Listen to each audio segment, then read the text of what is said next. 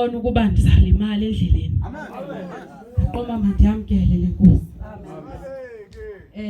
Kuloo ndawo ke ndibukulela umlingani wami. Sikhule sonke nolona. Ndambona naye ba utshintshile ezindleleni.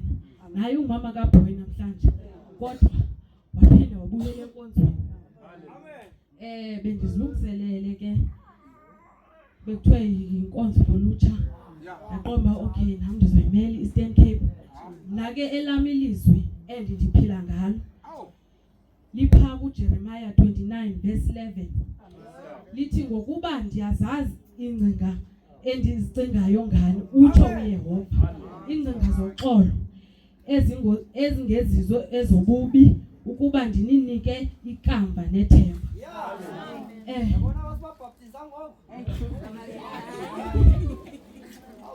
Ukuze zonke izinto zenzeke ube nalo uxolo, ube nalo ithemba, ube nekamva eliqaqambileyo, ufuneka usondele uThixo.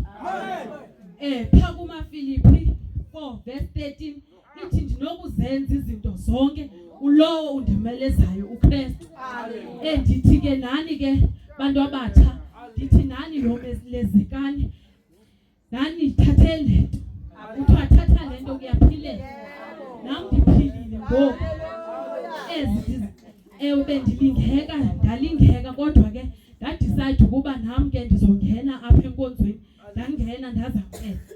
Akuba ndithe ndizamkele yonke into yalunga, yonke into yahamba kakuhle, izilingo zinilingile. Uthe ngenye imini emsebenzini kwangena ireport. Lo mini ndalila kuthiwa umntana uthi uzosiyeka isikolo ngenxa yami. Dalila, ndafonela emakhaya. Wathi ulona ngizomfonela ugogo eMatatiyeni. Wathi ngo8 siyaguqa, siyathandaza.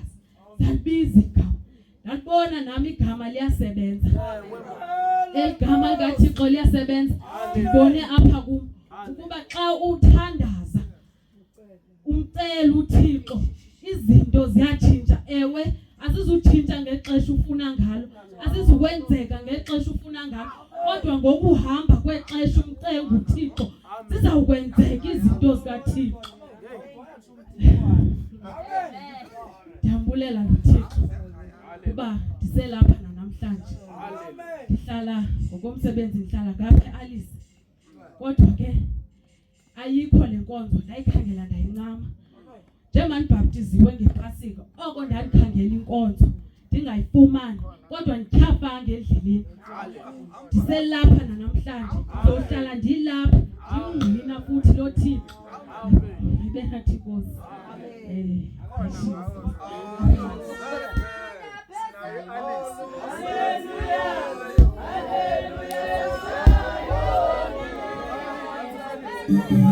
Hallelujah. Hallelujah, Zion. Hallelujah, hallelujah.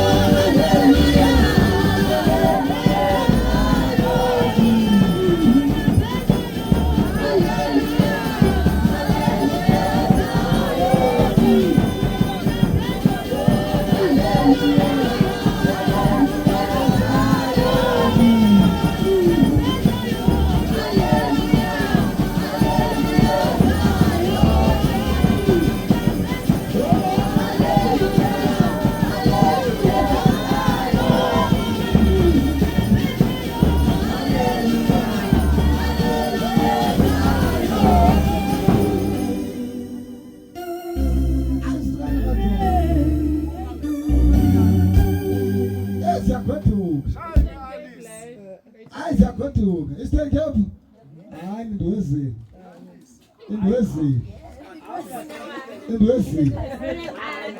Nkosi. Hayi. Ndifuna mna ndivela ndivale phaa egqibeleni ndisho ngathi lapha egqibeleni. Ngoba sibaninzi ngoba ndifuni utya xesha. Ngandithatha umbombo sizabe sitothololeni. Isitotholo lesi sikuso namhlanje iJohannesburg. Usithola lo first man ngenyanga. Ngifuna sona sizawuthi ukuba sivendoli kwezi province. Siphethe ntoni sona? Wasengene. Uthini khona lapha kwamba uthini sibewu? Johannesburg. Abaphume bani, abaphume njani, abaphume kwaya.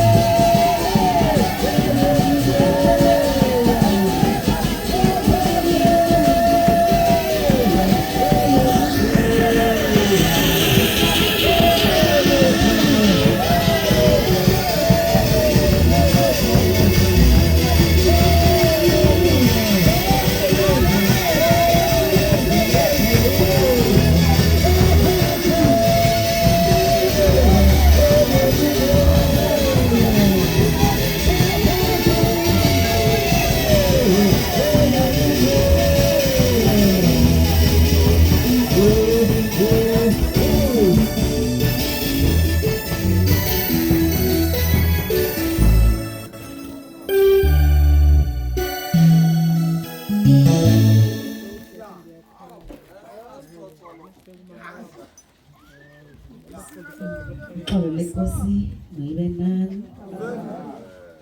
Ndibulisa utata umongameli nebandla. Nam ndizibusile Nkosi. Hey. Hayi ndikhweletiswa kulo dade.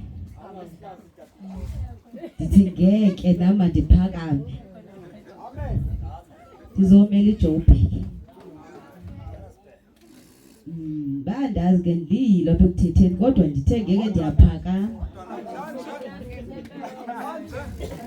Ngoba udade uthi ubhaptizwe ngepasika.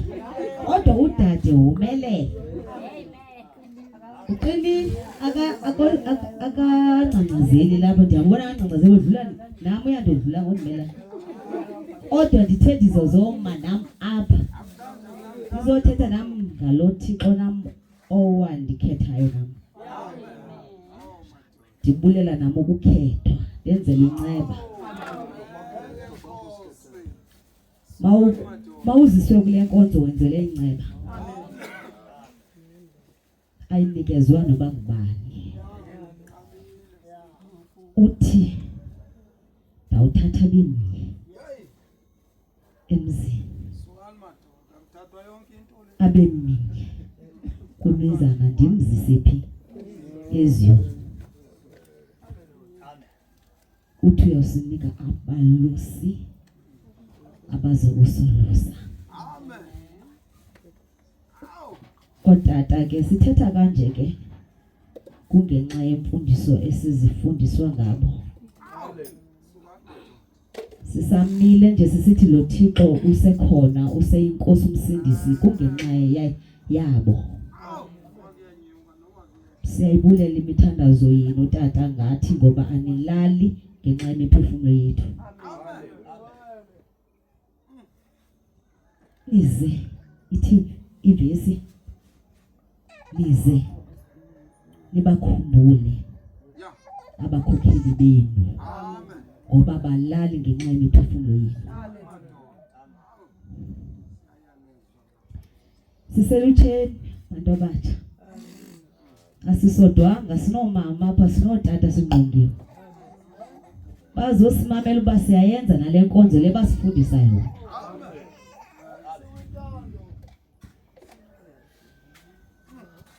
uThixo ufuna umuntu ozigcinile. Umzimba lo yitempile kaYehova, umzimba wakho. Ungenzi noba yintoni ngomzimba wakho. Ngoba uYehova uthi masimkhonzeni sisoyika, sigcobe sithuthumele. Ngoba hlezi unyana aqonde sitshabalala endleleni. Yibheke ke indlela yakho ukuba yiyo naleyo fundiswa etafileni. Sibhekeni, masibhekeni. Ithi sihambe ngalo ubizo esibizwe ngalo. Sibiziwe makholo. Funa ukuzithembe ngalo Thixo. Umthandazi uyathandazeka. Uyeva. Oke wathi uTata uMongameli ukhona othandaza ngoku, avuka ngoku. Ukhona othandazayo kodwa angavuka ngoku. Uthi ukuthi hayi ukuthi kunengxaki qha. Izibaba lohlamba ndazi. Izibaba lohlamba sifani. Mhlambe wena uza ukhala okanye ube uthetha ndithetha qha ukuthi indlela ozangayo kuThixo ayifana nale yami. Mhlambe wena uzingisa. Yazingisa. Mhlambe nandiyeza nje. NgokuThixo ngeke yeve ngoba wena uza nje. Kufuneka ukhalela uThixo. Jule. Jula msalwane, jula, jula, Jula kaleta uzungaye esiteni. Jula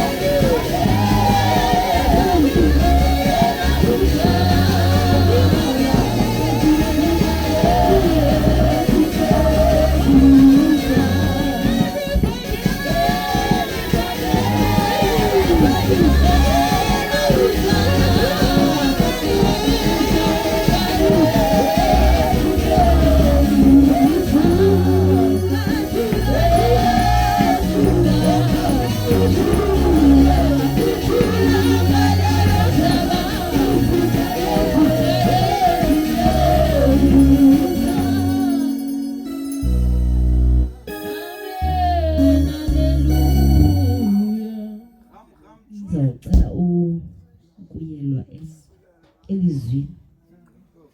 Animyeleni bodade. Anifundele ukufunda iBhayibhile ngani.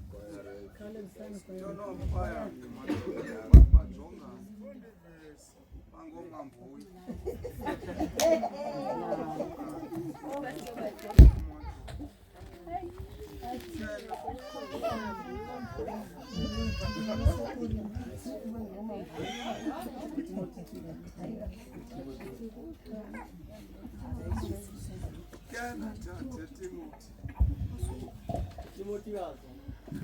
Sizawufunda uTimothy 2 verse 22. Ke zibaleke inkanuko zobutsha. Amen. Ithi masibaleke inkanuko zobutsha. Kuthi ukuthi inkanuko ezizoba khona kodwa wena baleka. Awuzubaleka ngenyawo ke. Uzobaleka ngomthandazo. Phuthuma ke ubulungisa, ukholo, uthando, uxolo nabo bayinqulayo inkosi ngokwasenhliziyweni ehlambulukileyo. Amen. uThixo ufuna inhliziyo ezihlambulukileyo. Sibe nothando olungakhethi.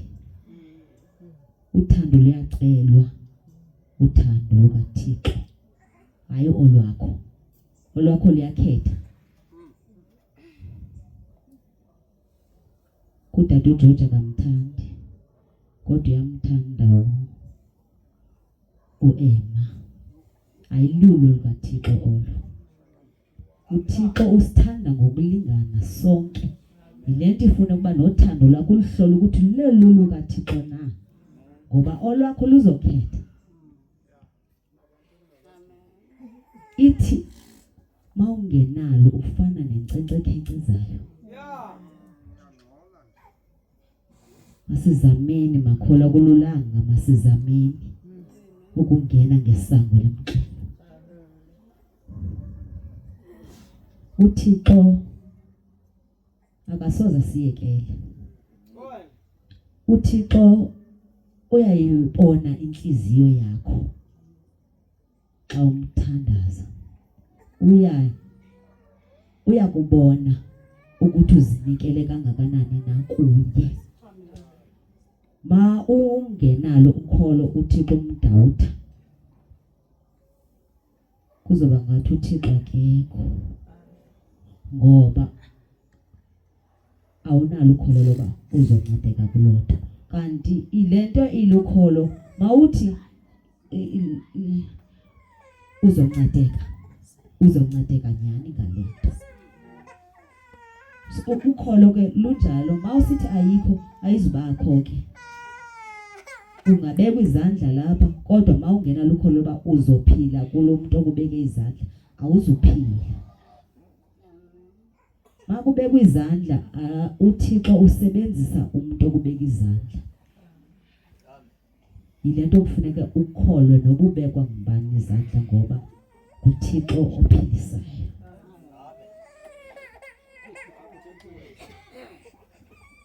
Ngibonga igama lenkosi. Yehova mabonga adunyiswe. Makholwa mandingayiki ndodwa. Indlu igcwele.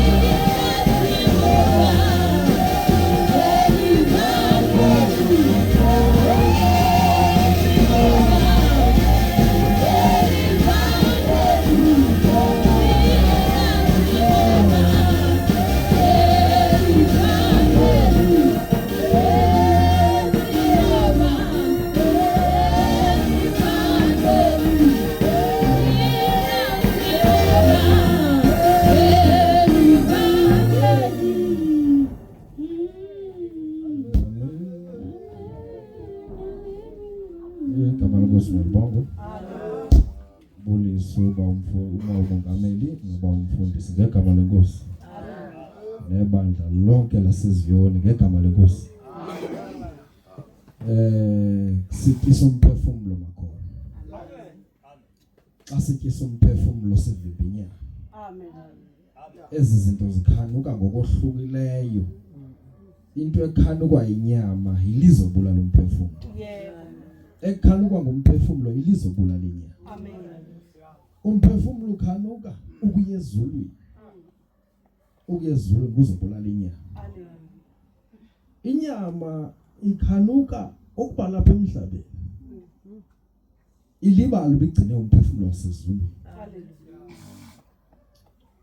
Inyama isoloko ilangazelela into zalapha emhlabeni, ubuhle balapha emhlabeni. Ayigqithi inyama ijonge ubuhle bakwamoya. Haleluya. Amen. Siyanqandwa ke namhlanje kuthiwa masizibalekeni inkanuko zobutsha bethu.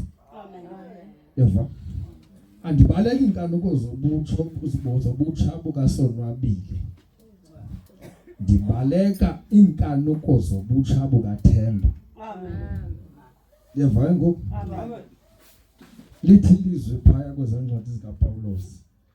uThixo akalingi umuntu ulingeka asotsalwa abanjiswe yeyakhe inkanuko. Yeva uyatsalwa ubanjiswe yeyakho inkanuko. uThixo akabeki isilingo apha akutsale ngaso. Hayi usetyenzwa inkanuko elapha kuwe uthi uyokweyela esilingweni. Amen. Sikhona isono makholo kusenza ungasicinganga.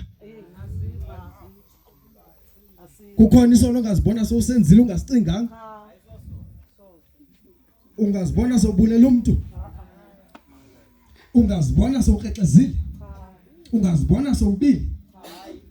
Ungazibona sowungqine ubungqina ubuxoki ngombelwa. Naka. Siyanqandwa ke makholo ba masibaleke inkanuko zobutsha bethu. Inkanuko zobutsha bethu zisakwantshabalalo makholo. Azisincedi nganto. Amen. Ndiyamthanda udadewethu ilizwe belithetha apha ngesiqu sakhe sithi ndiboncamile ukuthanda kwenhliziyo yami. Ndamkela uThixo. uThixo akazusikatsale ndakubeka apha enkonzweni ufuneka uzinikezele. Amen. Lithi lizwe othanda ukundilandela makathathe umnqamlezo wakhe. Makazincame. Yes. Awuzuthatha umnqamlezo ungazincamanga. Ncama izinto ezifunwa inhliziyo yakho ezifunwa ngumzimba wakho ukuze ukwazi ukuthwala umnqamlezo. Haleluya. Kuthiwa masika apha makholo. Lo mbengo ayingowami ndedwa makholo. Andithanda ukudlula nako 5 minutes xa ndithethayo. Umuntu owayendiyala wathi kum xa unento yokuthetha sukuma uyithetha wawugqiba uhlale phansi. Ndiyashinda. Ngaphesheya wele mimoya. Ngaphesheya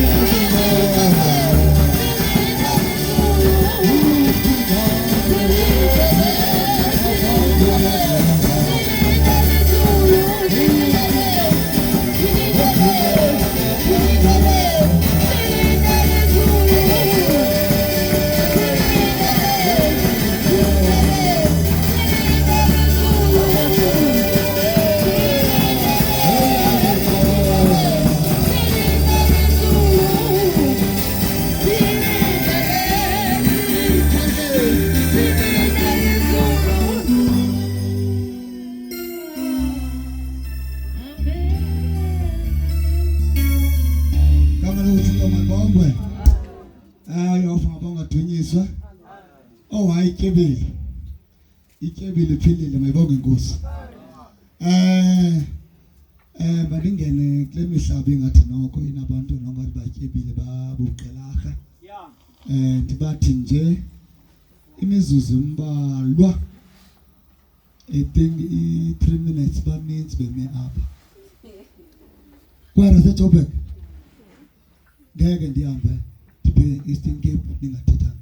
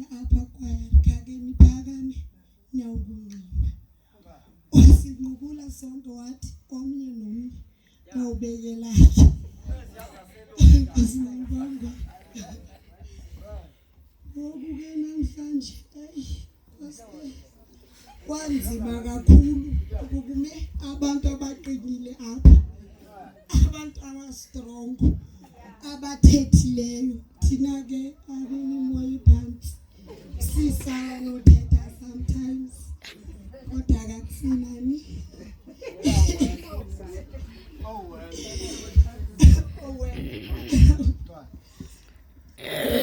Ngicela mna ukuma kwela lizwi labaseKorinte bawundifundela abantu.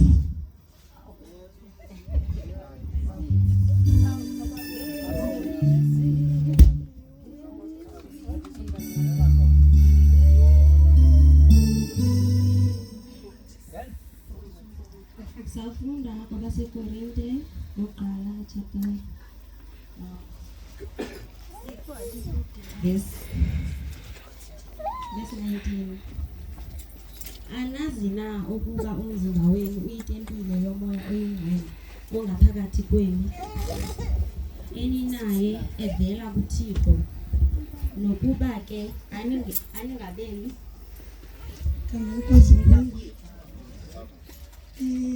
xa kufikwa kweli lizwi ke bekeseyetshilo uMthomba uhleli bunzima, mara ke mele sihambe umntu nje azizama kuyahambeka, tshilo athi kuyahambeka.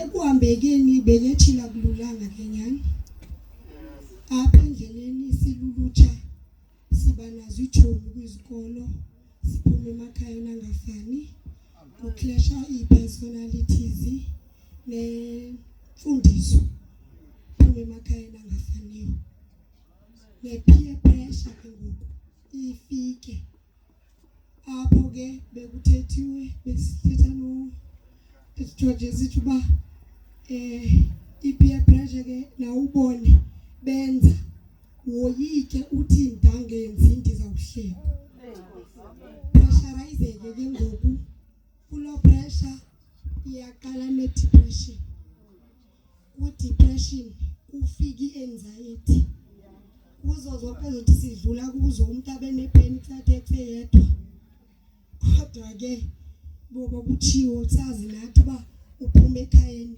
uguqwa uyathandaza kunzima uyathandaza kukuhle uyathandaza ubulela nakwezinto odlula kuzo nakwezi akusindise kuzo ukuthi ungaze wena ufikelele kuzo because yabona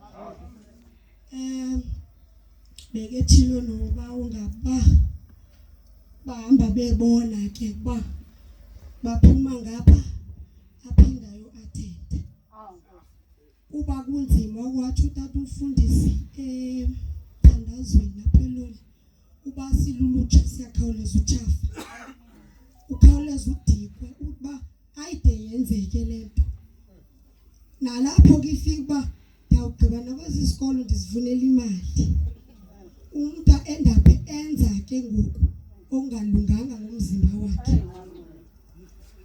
ekufikeleleni apho uzibone ke so ungekla ngoso weqile awusaboni nomde uba ndingabuyela njani kube kungekho ne-support sometimes sizibona kabanye abantwana banazi support umnandi ke kuthi ukhulele enkonzweni support awuhlezikho nawe ukukhumbula lapho usuka khoyo ukhumbule ekhaya uba uyathandaza speaking from experience green